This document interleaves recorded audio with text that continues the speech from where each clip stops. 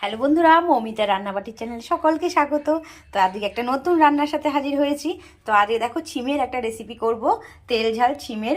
তো চলো রান্নাটা তোমাদের সাথে শেয়ার করে ফেলি।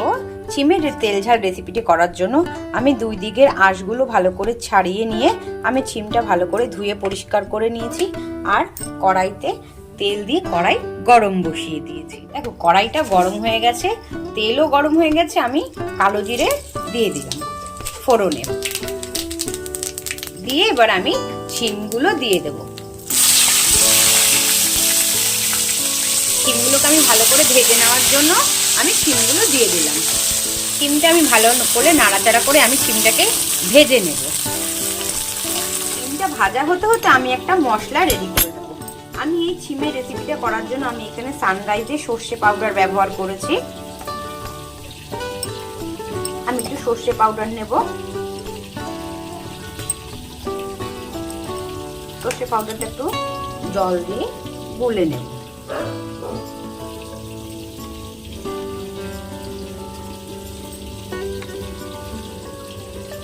জল দিয়ে গুলে নিয়েছি।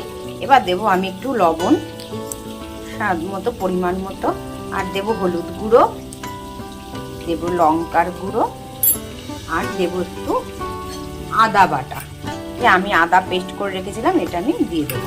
দিয়ে মশলাটা আমি ভালো করে পেস্ট করে গুলিয়ে রেখে দেবো।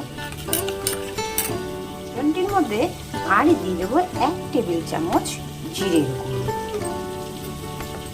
দিয়ে ভালো করে পেস্টটা আমি করে রেখে দিলাম। দেখো শিমটা আমি ভালো করে ভেজে নেব। এটি একটি সম্পূর্ণ নিরামিষ রান্না, নিরামিষের দিনেও তোমরা এটা ট্রাই করতে পারো। আর শিমের অন্য কোনো রেসিপির থেকে এই রেসিপিটা ট্রাই করে দেখো, অবশ্যই তোমাদের ভালো লাগবে।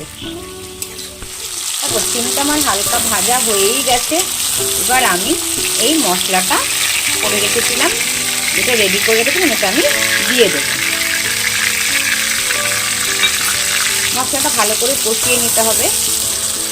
রান্নাটা একটু তেলের পরিমাণ বেশি লাগবে, কারণ এটা তেল ঝালি রেসিপি। তো মশলাটা ভালো করে কষিয়ে নিতে হবে। এবার কষিয়ে নিচ্ছি। দেখো আমার কষানো হয়ে গেছে। এবার আমি একটু গরম জল করে রেখেছি, এই গরম জলটা আমি অ্যাড করে দেবো।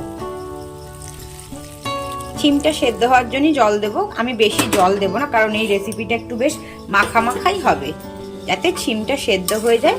তার জন্যই আমি অল্প করে জল দিয়ে কিছুক্ষণের জন্য হতে দেব। দেখো শিমের এই রেসিপিটা আমার হয়ে গেছে। শিম ঝালটা বেশ মাখামাখাও হয়েছে আর সেদ্ধও হয়ে গেছে।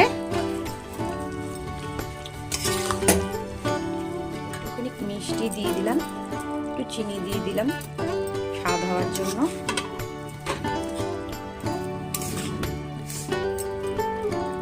মিষ্টি আমি দিয়েই দিয়েছি। এবার আমি নামিয়ে নেবো। নামানোর আগে আমি একটু ধনেপাতা কুচিয়ে রেখেছি, দিয়ে দিলাম। রান্নাটা দেখতে যতটা মিষ্টি, খেতেও খুব সুস্বাদু। তোমরা অবশ্যই ট্রাই করে বলো কিন্তু কেমন হয়েছে, কমেন্ট বক্সে জানিও। রেসিপিটা আমার হয়ে গেছে। এবার আমি এটা নামিয়ে নেব। দেখো রেসিপিটা আমি নামিয়ে নিয়েছি। তো রেসিপিটা ভালো লাগলে অবশ্যই কমেন্ট বক্সে জানিও। যারা আমার চ্যানেলটা এখনো সাবস্ক্রাইব করোনি, সাবস্ক্রাইব তো করবে, লাইক কমেন্ট করতে ভুলো না কিন্তু।